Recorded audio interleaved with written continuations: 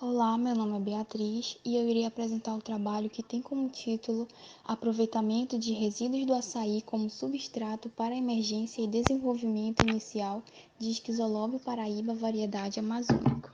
O trabalho é composto também por Jaciara Souza, Cássio Rafael e Marília Chibata como orientadora.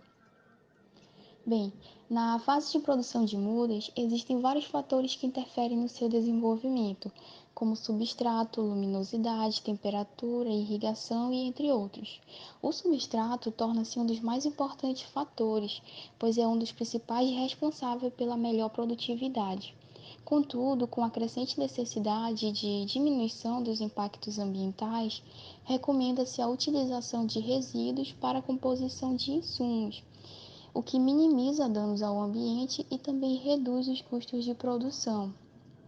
Com isso, objetivou-se avaliar a emergência de sementes e o desenvolvimento inicial de Esquizolóbio paraíba variedades amazônico, submetidas a diferentes porcentagens de substrato de caroço de açaí e níveis de sombreamento.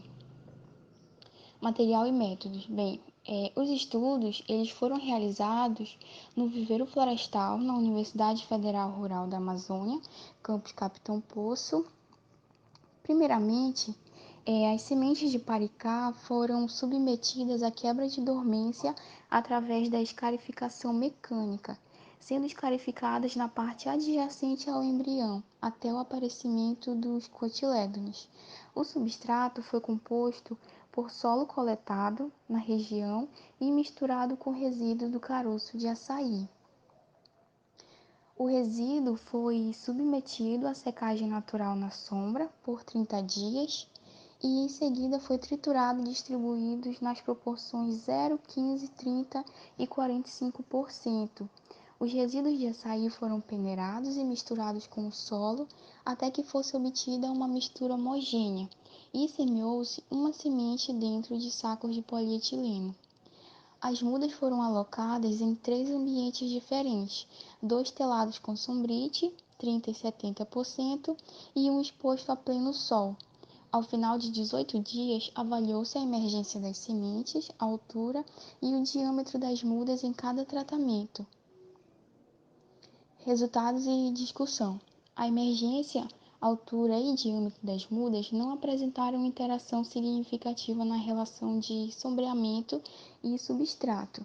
Como vocês podem ver na tabela 1, o sombreamento 30 e 70% proporcionaram maiores porcentagens de emergência, altura e diâmetro das mudas. Em um estudo feito por Rosa et al. Em 2009, com a mesma espécie, observou-se um decréscimo no diâmetro a partir de 30% de sombreamento. Os autores relatam uma adaptação dessa espécie a ambientes com alta incidência de radiação solar, indicando uma característica dessa espécie. Contudo, no presente estudo, foram observados menores valores em diâmetro quando as mudas estavam a pleno sol. Na variável altura, o sombreamento de 70% proporcionou maior valor, com 6,97 cm. Similarmente, Frigoto et al. Em 2015, estudando o crescimento de mudas com a mesma espécie, constataram que o sombreamento de 75% e a casa de vegetação foram os que proporcionaram maior crescimento em altura, e eles recomendaram esses locais para a produção de mudas dessa espécie. Na tabela 2, analisaram-se as diferentes proporções de substrato.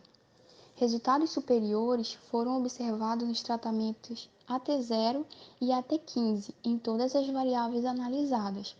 O tratamento AT30 proporcionou menores valores nos parâmetros avaliados. Em outros estudos para a produção de hortaliças brássicas, o uso do caroço de açaí triturado na formulação de substrato não foi recomendado em virtude do menor desenvolvimento das mudas, né? E assim, tais resultados demonstraram que o uso do caroço de açaí deve ser utilizado em baixas proporções e é dependente da espécie a ser utilizada. Então, com isso, a gente pode concluir que o substrato com 0 e 15% Seriam os recomendados porque foram os que proporcionaram resultados superiores na emergência e no crescimento em altura e diâmetro das mudas. Quanto ao ambiente, as mudas de Paricá requerem um sombreamento de 70%, visto que nessas condições as mudas apresentaram o maior padrão de qualidade. Obrigada.